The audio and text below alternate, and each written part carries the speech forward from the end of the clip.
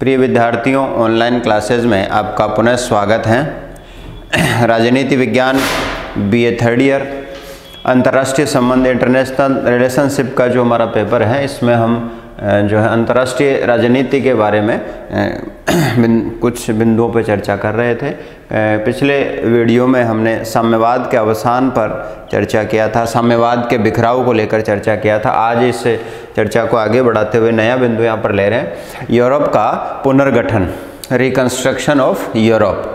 और यूरोप की जो इकोनॉमिक और पॉलिटिकल जो न्यू ट्रेंड्स हैं उसके बारे में हम जिक्र करेंगे। अर्थात यूरोप का पुनर्गठन, आर्थिक और राजनीतिक जो स्वरूप यूरोप का विश्व युद्ध के बाद में बनता है, उस पर चर्चा करेंगे। कौन कौन सी समस्याएं उनकी हैं, विश्व युद्धोत्तर काल की क्या स्थितियां हैं, विश्व युद्धोत्तर काल के बाद यूरोप की समस्याएं क्या क्या हैं, और उन समस्याओं का पुनर्गठन किस प्रकार से, समाधान उनका किस प्रकार से हो रहा है, और कौन कौन सी राजनीतिक प्रवृत्तियां यूरोप में उभर रही हैं। यूरोप एक सभ्यता है और एक भौगोलिक इकाई और एक विचारधारा है, जिसे पश्चिमी सभ्यता का हृदय भी कहा जाता है, क्योंकि यहूदीवाद, यूनानी, रोमन और ईसाई परंपराओं का अभ्युदय यहीं पर हुआ, जिसका प्रसार यूरोप की सीमाओं से बहुत आगे नई दुनिया, ऑस्ट्रेलिया और न्यूजीलैंड तक भी हुआ। मानव सभ्यता के आधुनिक इतिहास में एशिया और अफ्रीका पर यूरोप का प्रभाव अनवरत छाया रहा, और भौगोलिक दृष्टि से जैसा कि जनरल चार्ल्स डिगाल लिखते हैं कि अटलांटिक से यूराल तक यूरोप की सीमाओं का विस्तार पाया जाता है। यूरोप का क्षेत्रफल करीब 40 लाख वर्ग मील और यूरोपियन एशिया सहित जनसंख्या करीब 60 करोड़ से अधिक। राजनीतिक दृष्टि से महाद्वीप में 47 राष्ट्रीय राज्य हैं, जिनमें अनेक लघु और अनेक बड़े और अधिक जनसंख्या वाले राज्य भी शामिल हैं, और कुछ टापू सदृश आइसलैंड, माल्टा, साइप्रस भौगोलिक और राजनीतिक कारणों से यूरोप के साथ इनको भी संबद्ध माना जाता है। वैचारिक दृष्टि से यूरोप एक विशिष्ट संस्कृति और सभ्यता है, जीवन शैली का एक विशिष्ट प्रकार। इसी कारण यूरोपीय एकीकरण की विचारधारा के समर्थक कहते हैं कि नस्ल, भाषा और राजनीतिक विविधताओं के बावजूद यूरोप एक है। अब इस यूरोप की विश्व युद्ध काल में क्या स्थितियां हैं, या विश्व युद्ध के समय किस रूप में दिखाई देता है। 19वीं शताब्दी की विश्व राजनीति में यूरोप की महत्वपूर्ण भूमिका थी, जिसका जिक्र हम पहले भी कर चुके हैं कि महायुद्ध से पहले जो है अंतर्राष्ट्रीय राजनीति यूरोप सेंटर्ड हुआ करती थी, और महाशक्तियां, उस समय की जो 5 महाशक्तियों की अवधारणा थी, वो सारी की सारी यूरोपीय राज्य हुआ करते थे। लेकिन विश्व युद्ध में इस स्थिति में बड़ा परिवर्तन आया, और एक तरीके से जो यूरोप विश्व राजनीति का केंद्र हुआ करता था, अब विश्व राजनीति का केंद्र नहीं रहा, वह छिन्न भिन्न हो गया, और यूरोप के राज्यों से महाशक्तियों का दर्जा भी छिन गया, और विश्व राजनीति के केंद्र सुदूर पश्चिम में स्थापित होने लगे, या साइबेरिया में जो रूस का क्षेत्र था, उधर राजनीति का केंद्र स्थापित होने लगा, और जो यूरोप सेंटर्ड जो इंटरनेशनल पॉलिटिक्स हुआ करती थी, उसका कहीं पर भी अब नाम नहीं रह गया था, या कहीं पर भी उस पूर्व जैसी स्थितियां नहीं थी। प्रथम विश्व युद्ध के शुरू होने के साथ सभी महान शक्तियां यूरोपियन थी। उनकी आर्थिक, सैनिक उत्कर्ष और राजनीतिक प्रभाव ने दुनिया में वर्चस्व स्थापित किया था, और विश्व युद्ध के परिणामों ने इस शक्ति संरचना को एक झटका दिया, शक्तिशाली राज्यों की विश्वव्यापी भूमिका को गंभीर रूप से आहत किया, और 2 विश्व युद्धों के बीच जर्मनी और इटली जैसे देश अपने पुराने गौरव को प्राप्त करने के लिए हिटलर और मुसोलिनी के नेतृत्व में संघर्षरत दिखाई दिए। द्वितीय महायुद्ध की शुरुआत के समय ब्रिटेन, फ्रांस, जर्मनी, सोवियत संघ निसंदेह महाशक्तियां थीं, और इटली भी मुसोलिनी के नेतृत्व में महाशक्ति की भूमिका अदा करने के लिए प्रयत्नशील था। लेकिन 6 वर्षों तक लगातार चलने वाले द्वितीय महायुद्ध ने इसका स्वरूप ही बदल दिया। महायुद्ध काल में यूरोप को जनधन की जो हानि उठानी पड़ी, उसका सही अनुमान लगाना कठिन है। कहा जाता है कि इस युद्ध में यूरोप के 1 करोड़ सैनिक और 2 करोड़ से अधिक उसके सिविलियंस को अपनी जान से हाथ धोना पड़ा, यानी कि 1 करोड़ सैनिक और 2 करोड़ सामान्य नागरिक यूरोप के इस युद्ध में मारे गए, और इतना ही आर्थिक नुकसान हुआ जिसका अनुमान सटीक रूप से नहीं लगाया जा सकता, करीब 30 से 40 अरब रुपए मूल्य की संपत्ति नष्ट हुई। युद्ध की उखाड़ पछाड़ में कई देशों की सीमाएं बदल गई। युद्ध व्यय के भार से अनेक राज्यों की कमर टेढ़ी हो गई और कई राज्यों की शक्ति का तो पूरी तरीके से स्खलन हो गया। पुराना शक्ति संतुलन बिखर गया। जर्मनी पद दलित और विभाजित हो गया। फ्रांस सर्वनाश के गहर में फंस गया। इटली की कमर टूट गई और ब्रिटेन को अपने अस्तित्व के लिए संघर्ष करने पर विवश होना पड़ा। केवल सोवियत संघ ही ऐसा राष्ट्र था जो बर्बाद होकर भी युद्ध द्वारा सबसे अधिक लाभान्वित हुआ, क्योंकि बहुत से नए प्रदेशों पर उसका अधिकार हो चुका था और उसकी सीमा पर स्थित अनेक राज्य उसकी साम्यवादी व्यवस्था के घेरे में आ गए थे। शक्तिशाली जर्मनी को पीछे धकेल देने के कारण सोवियत संघ का आत्मविश्वास अधिक दृढ़ हो गया था। तो इन सब कारणों से रूस यद्यपि बर्बाद हुआ, नुकसान रूस का भी हुआ, लेकिन युद्ध और युद्ध के बाद जो प्राइज उसको मिला, कुल मिला के उसकी सीमाओं का विस्तार हुआ और यूरोप के बहुत बड़े भूभाग पर उसके साम्यवादी विचारधारा का प्रचार प्रसार हुआ। इस रूप में रूस भौगोलिक दृष्टि से और यूँ कहें कि राजनीतिक दृष्टि से और विचारधारा की दृष्टि से और बहुत सारे भूप्रदेशों के अपने अधीन आ जाने से जो उनका जो प्राकृतिक दोहन का अधिकार जो उसे मिला, इन सब कारणों से रूस नुकसान उठाते हुए भी महायुद्ध से लाभान्वित हुआ। सोवियत संघ को छोड़कर अन्य सभी यूरोपीय राज्य एक दूसरे या तीसरे नंबर की शक्ति बनकर रह गए थे। सोवियत संघ को छोड़कर समस्त यूरोप इतना कमज़ोर हो गया था कि एरिक फिशर लिखते हैं कि यूरोप का समय अब बीत चुका है। सन 1944 में यूरोप की स्थिति का आकलन करते हुए विलियम फॉक्स लिखते हैं कि पुराने विश्व का नेतृत्व करने वाले यूरोप का नए समयग्रस्त यूरोप में परिवर्तन हमारे समय के अंतर्राष्ट्रीय राजनीति का केंद्रीय तथ्य हैं। तो इस प्रकार द्वितीय विश्व युद्धोत्तर काल में यूरोप की जो स्थितियां थी वो उपरोक्त प्रकार से बनी रही। यूरोप एज का अंत जो है अब लेखकों ने मान लिया। यूरोपीय प्रभाव का अंत जो है इस युग की सबसे बड़ी हकीकत रही। विश्व युद्धोत्तर काल में यूरोपियन प्रभाव का अंत, यूरोपियन प्रभाव का समापन हो गया था।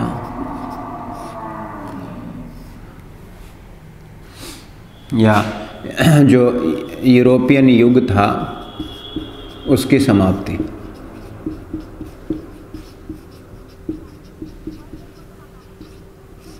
यह विश्व युद्धोत्तर काल के यूरोप की सबसे बड़ी वास्तविकता थी जिसका जिक्र हमने किया।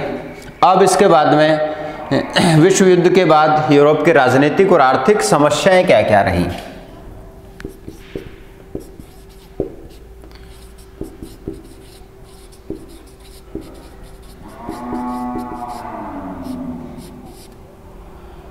विश्व युद्धोत्तर काल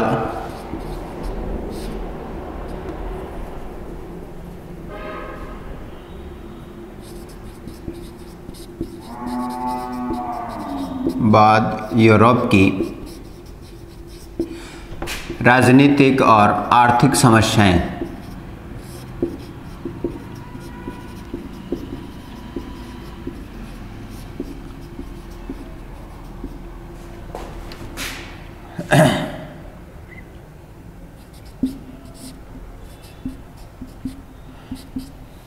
आर्थिक समस्याएं।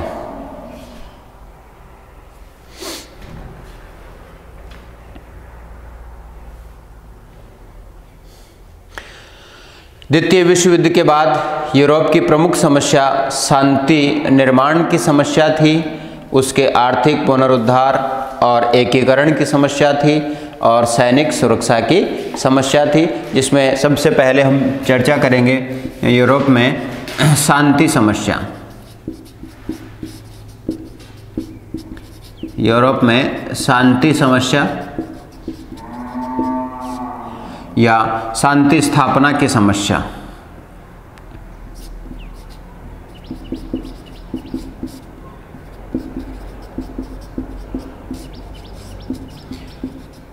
शांति स्थापना की समस्या।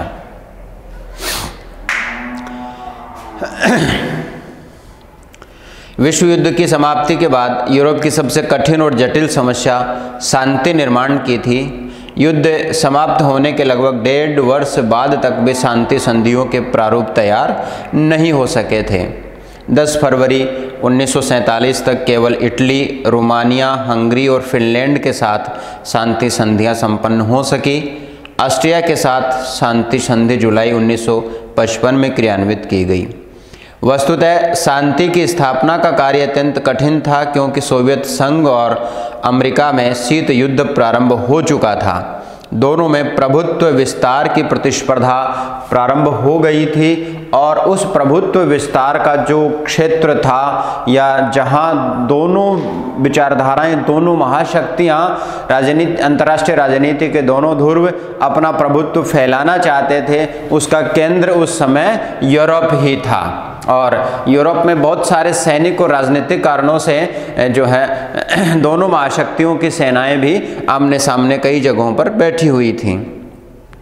शांति स्थापना के लिए विदेश मंत्रियों की जो परिषद बनाई गई, उसने सर्वसम्मति से निश्चय किया, जो बड़ा दुर्भाग्यपूर्ण था, क्योंकि इसके द्वारा दोनों ही गुटों को एक दूसरे के कार्यों पर वीटो प्राप्त हो गया, जिससे वे किसी भी निर्णय को रोकने की स्थिति में आ गए। अब जो शांति समस्या की जो बात थी, उसमें जर्मनी की जो समस्या है वो सबसे प्रमुख समस्या के रूप में मानी गई। जर्मन समस्या या जर्मन में शांति स्थापना की समस्या, जैसा कि हम जानते हैं कि नाजीवादी शासन जो था हिटलर के नेतृत्व में महायुद्ध के समय जर्मन में, और उसके द्वारा उसकी जो मित्र राष्ट्रों से जो विरोध की स्थितियां बनी हुई थी, आखिरकार जर्मनी जो है युद्ध में सफलता तो प्राप्त नहीं कर सका, लेकिन वह अपने स्वाभिमान के साथ समझौता भी नहीं कर पाए और उन्होंने अपनी हार को राष्ट्रीय स्वाभिमान के साथ जोड़कर देखा और जर्मन समाज अब पश्चाताप की अग्नि में जल रहा था। ऐसी स्थिति में उसमें शांति स्थापना करना, क्योंकि इसके साथ में जो संधियां जो मित्र राष्ट्रों ने की थी, जर्मनी के साथ बड़ी अपमानजनक संधियां मित्र राष्ट्रों के द्वारा की गई थी और उसका प्रभाव जो है जर्मन पे पड़ना जो निश्चित रूप से लाजमी था, और अपमानजनक संधियां स्वीकार करने के कारण वहां पर स्थायी शांति की कल्पना भी नहीं की जा सकती थी।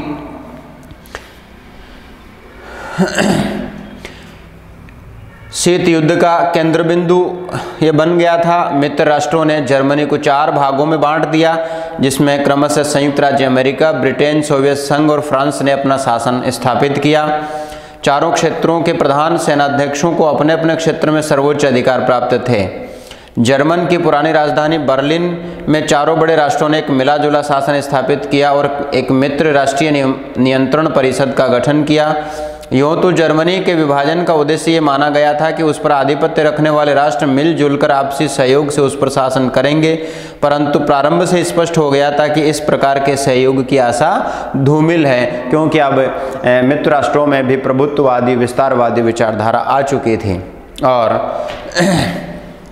मॉस्को की विदेश मंत्री परिषद की बैठक में 40 दिन लंबे वाद विवाद होते रहे, किंतु फिर भी ये परिषद संधि का कोई सर्वमान्य प्रतिरूप तैयार नहीं कर सकी। जर्मनी के प्रश्न पर पश्चिमी देश और सोवियत संघ में मतभेद उभर कर सामने आए। जब इन मतभेदों के कारण जर्मनी के साथ कोई संधि संभव नहीं हो सकी, तो मित्र राष्ट्रों ने अपने क्षेत्रों को मिलाना शुरू कर दिया।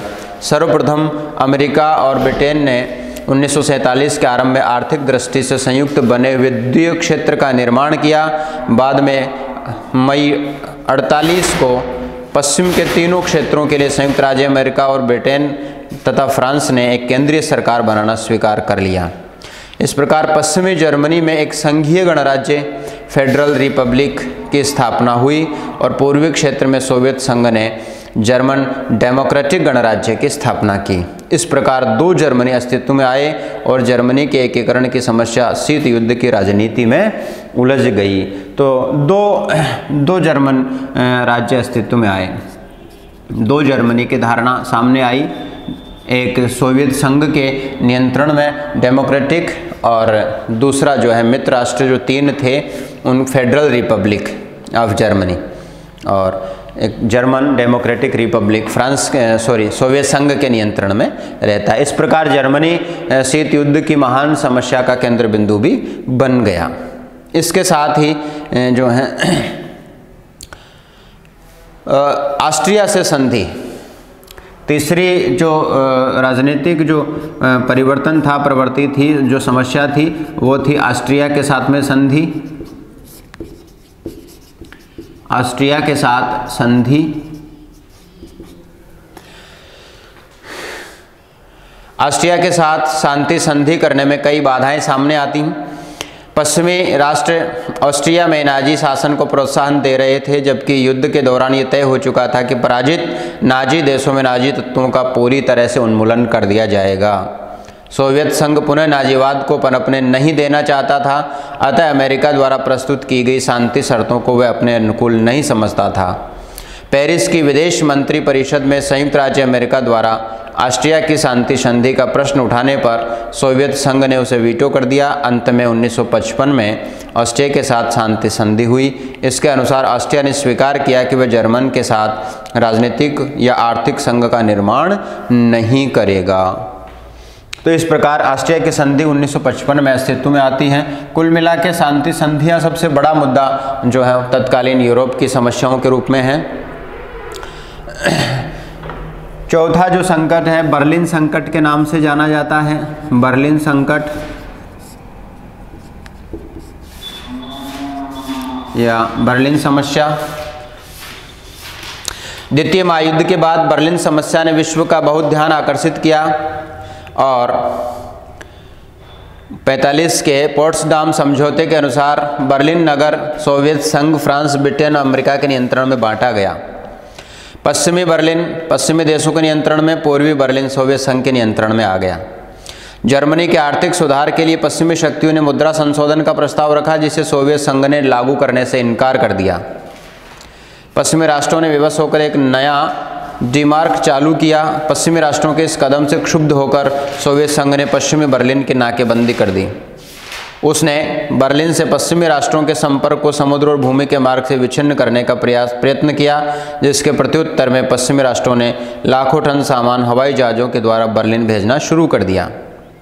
पश्चिमी देशों ने सोवियत संघ के खिलाफ सुरक्षा परिषद में शिकायत की और बर्लिन के घेरे को विश्व शांति के लिए खतरा निरूपित किया। 14 मई 1949 को बर्लिन समस्या पर दोनों पक्षों में समझौता हुआ। तो ये भी जो है विश्व युद्ध के बाद यूरोप की एक बड़ी राजनीतिक समस्या थी, राजनीतिक प्रभाव था। यूरोप में आर्थिक पुनरुद्धार के प्रयत्न अब प्रारंभ होते हैं। यूरोप में आर्थिक पुनरुद्धार।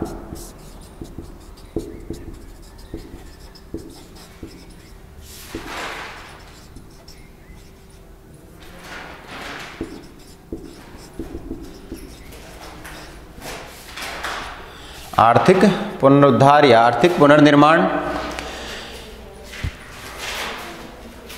द्वितीय विश्व युद्ध के भीषण विध्वंस ने यूरोप को जहां एक और सैनिक और राजनीतिक दृष्टिकोण से पराभव की स्थिति में ला दिया, वहीं दूसरी ओर आर्थिक दृष्टि से भी यूरोप का बड़ा पराभव हुआ और आर्थिक शक्ति संपन्न जो राष्ट्र थे वो धीरे धीरे गरीब राष्ट्रों की श्रेणी में आने लगे।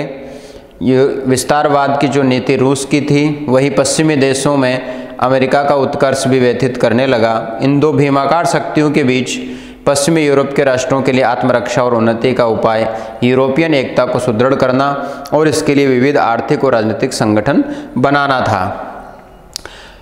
आर्थिक पुनरुत्थान के लिए प्रारंभिक प्रयत्नों में ट्रूमैन सिद्धांत और मार्शल योजना है, और जिनका जिक्र हम आगे के बिंदुओं में करेंगे। पश्चिमी यूरोप की जो सैनिक सुरक्षा थी वो भी एक बड़ा मुद्दा जो है यहाँ पर दिखाई देता है। पश्चिमी यूरोप की सैनिक सुरक्षा।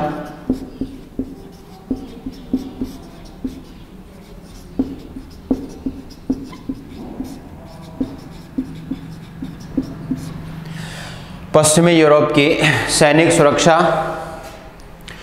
शीत युद्ध के आतंक ने पश्चिमी यूरोप के देशों को के एकीकृत प्रयत्नों की आवश्यकता को महसूस कराई, जिसमें सैन्य संधियों का जाल सा बिछ गया। द्वितीय महायुद्ध के पश्चात पश्चिमी यूरोप की सैनिक सुरक्षा की दृष्टि से डंकर्क संधि, ब्रुसेल्स संधि, इसे पश्चिमी यूरोपियन संघ कहते हैं, नाटो तथा यूरोपियन प्रतिरक्षा समुदाय जैसे संगठन बनते हैं। पूर्वी यूरोप का सैनिक और आर्थिक एकीकरण। पश्चिमी यूरोप के साथ ही पूर्वी यूरोप का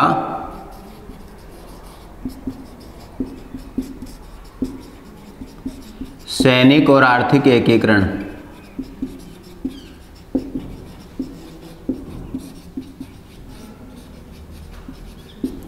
सैनिक और आर्थिक एकीकरण।